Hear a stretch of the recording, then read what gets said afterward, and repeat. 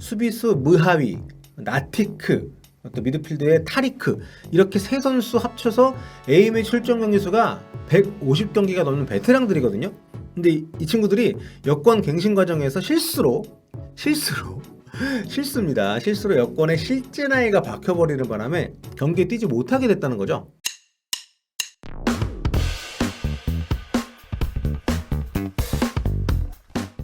안녕하세요, 볼리TV 서영욱입니다. 파울루 벤투 감독이 이끄는 대한민국 축구대표팀 이라크와의 원정 경기를 위해서 어제죠, 14일 카타르 도하에 여장을 풀었습니다. 우리가 속한 A조에서 이라크는 시리아와 함께 미군 폭격에 따른 치안 문제 때문에 홈경기 자국 개최가 허용되질 않고 있는데요. 그래서 이번 이라크 원정 카타르 도하에서 열리게 됩니다. 이라크는 카타르, 시리아는 사우디에서 홈경기들을 치르고 있죠. 자, 우리 대표팀 이번 월드컵 최종 예선 이전 두 번의 대회와는 다르게 굉장히 순항하고 있습니다. 특히 지난주 아랍에미리트전은 1대0이라는 스코어에도 불구하고 정말 모든 사람들의 격찬을 받았던 시합입니다. 그만큼 경기를 치르면 치를수록 점점 더 경기력이 좋아지고 있다는 게 이번 벤투호의 긍정적인 면인데요. 사실 출발할 때는 좀 불안함이 없지 않았습니다. 첫 경기 이라크전 네. 하지만 레바논전 권창훈, 시리아전과 이란전에는 손흥민, 이렇게 골을 넣어줘야 될 때 꼭 골을 터트려주는 선수들이 있었기 때문에 결과를 얻어내면서 현재 이렇게 무패 행진을 달리면서 본선 진출을 위해 한 발 한 발 차근차근 나아가고 있습니다. 자, 보시다시피 이란에 이어서 조 2위이긴 합니다만 2위까지가 본선 직행이잖아요. 근데 현재 3위하고 승점차가 제법 크기 때문에 현재로서는 안정권에 있다, 이렇게 보시면 되겠는데, 이번 이라크 원정이 이긴다고 하면 가능성은 정말 훨씬 더 커지겠죠. 지금 현지 보도들을 봐도 레바논, 이라크, 아랍에미리트, 시리아 이 네 팀들은 현실적인 목표를 3위로 두고 자기들끼리 3위 싸움에 들어간 그런 분위기로 계속 지금 준비를 하고 있더라고요. 물론 아직 속단은 이릅니다. 축구에서 완전히 확실해질 때까지, 그러니까 티켓 거머쥐기 전까지는 아무것도 장담해서는 안 되기 때문에, 그리고 축구란 게 당장 오늘 새벽 그 홈에서 1대1이나 2대2로 비기기만 해도 월드컵 본선에 직행할 수 있었던 포르투갈, 날강도의 포르투갈이 종료 직전에 역전골 얻어맞고 세르비아한테 밀려서 플레이오프로 좀 가게 된 거, 참 축구 모릅니다. 강도야 힘내라잉. 가장 걱정되는 부분은 우리 대표팀이 최근 최종 예선 원정에서 이겨본 적이 없다는 겁니다. 최근 우리 대표팀 최종 예선 원정 경기에서 승리를 거의 못하고 있습니다. 벌써 9년이 됐어요. 마지막으로 이긴 지가 2012년 6월 카타르 원정에서 4대1로 대승을 한 뒤로 무려 9경기 연속 최종 예선 원정 무승입니다. 특히 슈틸리케 감독 체제로 치렀던 지난 2018년 러시아 월드컵 최종 예선 때 이때 최악이었어요. 5경기에서 단 한 번도 못 이겼습니다. 특히 중국 원정 패배를 못 이긴 것만이 아니라 중국 원정 패배를 비롯해서 중국 원정 패배를 어떻게 그때 진짜 허용준 선수한테 미안합니다만 그때 그 기용은 참 너무 실망스러웠어요. 아니 거기서 왜 결과보다 자기 인장을 찍으려고 그러냐고. 거기다가 아무튼 이 중국 원정 패배를 비롯해서 원정 3연패를 당한 게 컸어요. 카타르 원정 패배도 이거 또 그 발언 생각나네요. 소리아 같은 공격수가 없어서 졌다. 손흥민을 데리고 있는 감독이. 자, 원정 무승은 이번 최종 예선에서도 지금까지 이어지고 있습니다. 지난 10월 이란 원정에서 손흥민 선수가 선제골 넣고 앞서갔습니다만 아쉽게 1대1로 비겼었죠. 그래서 이번 이라크 원정 이런 징크스도 깨고 또 본선 진출 가능성을 크게 높일 수 있다는 점에서 굉장히 도전적인 경기다, 이렇게 볼 수가 있습니다. 긍정적인 요소는 앞서도 말씀드렸습니다만 이게 사실 원정이라기보다는 중립적 경기라는 거죠. 물론 이라크 선수들은 지난주하고 같은 곳에서 경기를 하기 때문에 우리처럼 이동할 필요도 없고 시차 적응할 필요도 없으니까 훨씬 유리하긴 합니다만, 그래도 적지에서 하는 것보다는 한결 부담이 적다고 할 수 있죠, 우리 입장에서는. 게다가 이번에는 방역 문제 때문에 무관중 경기로 치러졌으니까요. 우리가 원정 팀으로서 좀 가질 수 있는 어떤 핸디캡들이 많이 좀 줄어들었다, 이렇게 볼 수 있습니다. 게다가 카타르 도하 날씨가 생각보다 이렇게 덥지가 않아가지고 경기하기에는 훨씬 좋은 환경이라 그럽니다. 안 더운 날씨는 아니지만 그래도 중동에서 하는 경기라고 하면 아무래도 굉장히 부담이 큰데 그 부담에 비해서는 좀 많이 안심할 수 있다는 거죠. 자, 우리 입장에서 가장 걱정이 됐던 것은 이런 외부 요인이라기보다는 손흥민, 김민재 등 이 주요 선수들의 부상 여부였다고 볼 수 있는데요. 좀 그 사이에 이제 이동경 선수가 부상으로 대표팀에서 소집 해제가 되면서 카타르 원정에 이제 가질 않았습니다. 그래서 이런 분위기가 굉장히 좀 걱정이 많이 됐었는데, 그런데 어제 카타르 도착한 뒤에 치렀던 첫 번째 훈련에 손흥민, 김민재 선수가 무사히 별 문제 없이 합류를 했다는 소식입니다. 출국 전에는 이 두 선수가 실내 훈련만 했기 때문에 좀 많이들 걱정을 했었죠. 특히 김민재 선수 같은 경우에는 그 아랍에미리트전에서 부상 때문에 그 막판에 교체가 되는 부분이 있었고요. 근데 이제 대한축구협회가 공개한 영상과 사진을 보면 두 선수가 아주 유쾌하게 팀 훈련을 좀 참여를 하고 분위기를 막 띄워주는 모습을 또 볼 수가 있었습니다. 주전 선수들 중에서는 이제 이재성 선수만 오른쪽 무릎에 좀 이상이 있어가지고 따로 개인 회복 훈련을 진행하면서 컨디션을 좀 끌어올리는 중이라고 하고요. 아무튼 뭐 대체로 경기 앞둔 분위기는 좋다고 볼 수가 있습니다.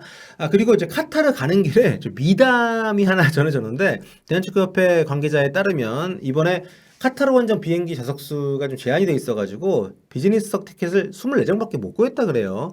근데 이번에 우리 대표팀이 선수를 25명을 25명을 소집을 했는데 이제 이동영 선수 빠졌으니까 딱 24명인데 문제는 이제 코칭 스태프죠. 근데 벤투 감독이 선수들을 위해서 비즈니스석을 흔쾌히 양보를 하고 이코노미를 타고 갔다. 이런 기사가 나온 겁니다. 뭐 분위기가 좋으니까 또 이런 기사까지 나오는 건데 카타르 도하까지 비행 시간이 얼추 한 10시간 정도 되거든요. 근데 선수들이 이 시간을 이코노미 타고 이동을 하면 의자도 못 젖히고 체격 좋은 선수들 앞뒤 공간도 작기 때문에 굉장히 좀 몸에 무리가 갈 수 있는데 아무튼 벤투 감독 선택 뭐 이게 뭐 대단하냐 이런 분도 있을 수 있겠지만 저는 이게 당연한 게 또 받아들여지는 것은 또 아닌 거기 때문에 저는 뭐 이런 건 또 잘한 건 우리가 또 이렇게 좀 또 격려를 보내줘야 되지 않겠습니까? 물론 한국 감독님들은 안 그런 건 아닙니다. 2012년이었나? 그때 그 최종 예선 카타르 원정 갈 때 최강희 감독이 비즈니스 양보하고 이코노미 타고 왔다고 하는데 뭐 벤투 감독이 2019년에도 그랬고 이번에도 그랬고 뭐 좋은 건 잘한 건 잘했다고 해야죠. 자, 이라크 전력 분석 얘기 넘어갈게요. 그 뒤에 양팀 예상 라인업 보면서 마무리하도록 하겠습니다. 자, 이라크는 지금 그야말로 절명입니다. 5경기 했는데 승점이 4점밖에 안 되니까요. 그리고 이라크가 지금 A조 판세가 이렇게 되는데 아주 결정적인 역할을 한 팀입니다. 이란한테만 지고 나머지 4경기를 다 비겨버렸어요. 그러니까 지난주 시리아전은 잡았어야 되는데 이것도 좀 간신히 좀 비기는 바람에 사실 한국전 앞두고도 긍정적인 신호가 별로 없어서 이라크는 참 이번 최종예선은 그렇게 좀 좋지가 않습니다. 성적도 안 좋은데 부상자도 많고 사연도 많아요. 유니스 마무드의 후계자로 꼽히는 에이스 공격수죠. 모하나드 알리가 10월에 이어서 이번에도 부상으로 합류를 못했습니다. 국대 넘버원, 넘버2 골키퍼인 하산과 하미드 선수 역시 계속 부상으로 빠져있고요. 우리로 따지면 뭐 조현우, 김승규 두 선수가 빠졌다 이렇게 보시면 되겠는데 게다가 미국 MLS에서 잔뼈가 굵은 베테랑 선수죠. 미국계 이라크 대표인 저스틴 메람이 아드보카트 감독과의 불화로 대표팀 은퇴를 선언했습니다. 지난 10월 소집 명단에서 제외가 되니까 그냥 공개적으로 은퇴를 선언해버렸어요. 지금 아드보카트 감독이 이라크 축구는 모든 걸 다 바꿔야 된다 이러면서 굉장히 적극적으로 팀 개혁을 하고 있는데 전술도 매경이 바꾸고 있고 아무튼 이 과정에서 언쟁이 있었다고 하죠. 메람이 인터뷰에서도 공개적으로 비난했습니다. 여기다가 지금 제가 아까 사연이 있다 그랬잖아요. 이라크 축구계가 나이 조정 문제 때문에 수년 동안 논란에 휩싸여 있는데 이번에 최소 3명 이상이 요 문제로 대표팀 소집이 안 됐다고 합니다. 수비수 무하위, 나티크, 또 미드필드의 타리크 이렇게 세 선수 합쳐서 A매치 출전 경기 수가 150경기가 넘는 베테랑들이거든요. 근데 이 친구들이 여권 갱신 과정에서 실수로 여권에 실제 나이가 박혀버리는 바람에 경기에 뛰지 못하게 됐다는 거죠. 이게 뭔 말이냐면 이라크가 꽤 오랫동안 선수들 나이를 낮춰가지고 문제가 됐었거든요. 2018년 아시안게임 때도 이 문제 때문에 이게 좀 논란이 되니까 참가를 철회를 했었고 그러면서도 계속 이 선수들이 A매치를 뛰었었는데 이번에 여권을 갱신하면서 여권에 AFC 등록된 가짜 나이가 아니라 실제 나이가 들어가면서 한마디로 신분이 다른 선수가 된 거죠. 이라크 기자한테 물어보니까 사드 나티크 같은 경우에 예를 들면 지금까지는 AFC에 등록된 나이, 그러니까 축구 나이인 1994년생으로 경기를 계속 뛰어왔는데 이번에 여권 갱신되면서 실제 나이인 1990년생으로 이제 기재가 된 거죠. 그러니까 이 AFC 등록된 선수로는 다른 선수인 거잖아요, 완전히. 그렇죠? 이게 좀 놀라운 게 이라크가 2013년에 20세 월드컵 4강 갔었거든요. 근데 이때 참가한 선수들 대다수가 실제로는 그 당시에 20살이 넘었었다는 겁니다. 아니, 90년생이 94년생이라고. 야, 이건 좀 너무한 거 아닙니까?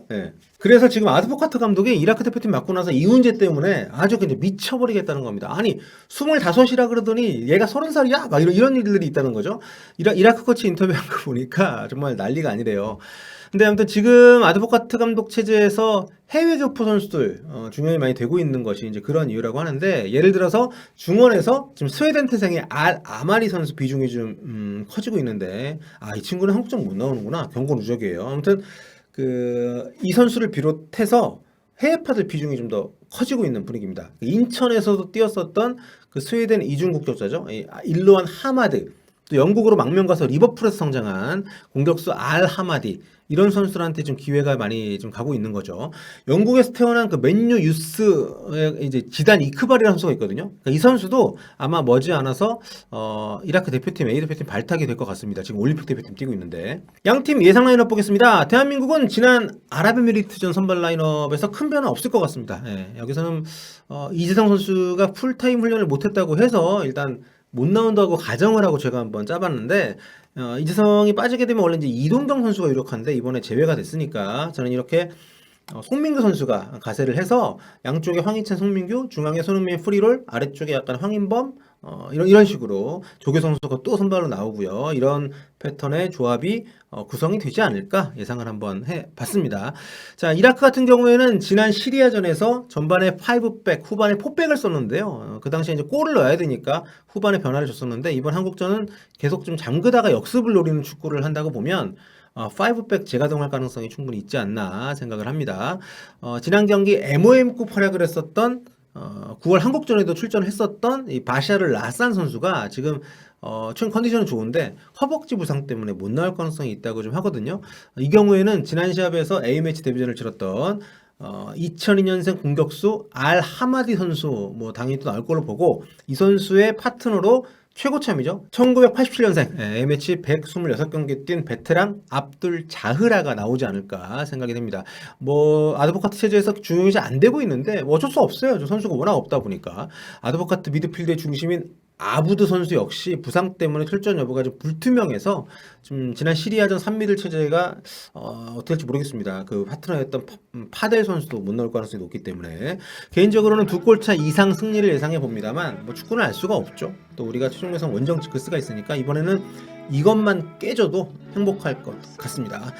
이번 이라크전 화요일에서 수요일 넘어가는 밤 12시에 킥오프합니다. TVN에서 생중계하고요. 그리고 모바일에서는 티빙 아니고 쿠팡에서만 볼 수 있다고 하더라고요. 참고하시면 좋을 것 같습니다. 자, 오늘은 여기까지 할게요. 다음 시간에 뵙도록 하겠습니다. 볼빠.